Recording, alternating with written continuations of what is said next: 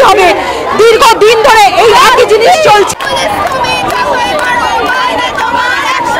মমতা লাঠি বাহিনীর পুলিশের হাতে বর্বরতার শিকার।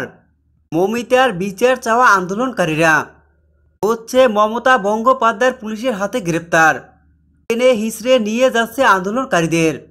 বিস্তারিত সম্পূর্ণ জানতে হলে ভিডিওটি না টেনে দেখতে থাকুন শেষ পর্যন্ত।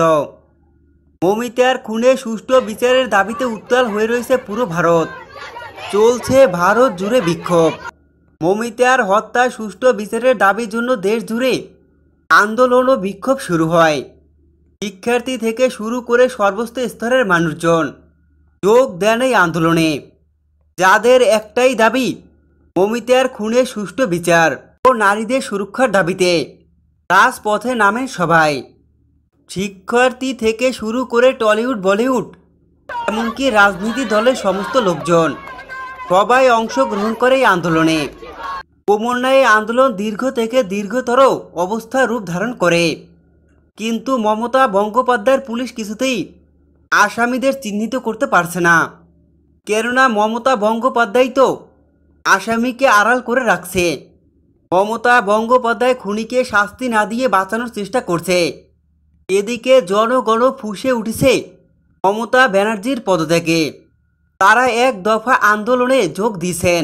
জোরালো হচ্ছে এই আন্দোলন, গণজোয়ারে পরিণত হয়েছে ভারতের সমস্ত রাজপথ। যা এখন আর মমিতার খুনে সুষ্ঠু বিচারের দাবি পর্যন্তই সীমাবদ্ধ নয়, এবার সেটা পৌঁছে গেছে মমতা বন্দ্যোপাধ্যায়ের পদত্যাগ পর্যন্ত। জাস্টিস আমাদের পেতেই হবে। দীর্ঘদিন ধরে এই একই জিনিস চলছে। তাই তো এবার মমতা বন্দ্যোপাধ্যায়ের চেহারা বাঁচানোর জন্য প্রশাসনকে ব্যবহার করে। যেখানে দেখা যায় আন্দোলনকারীদের উপরে চর্চা শুরু করেছে মমতা বন্দ্যোপাধ্যায়ের প্রশাসন। একের পর এক নির্যাতিত হচ্ছে প্রশাসনের হাতে আন্দোলনকারীরা।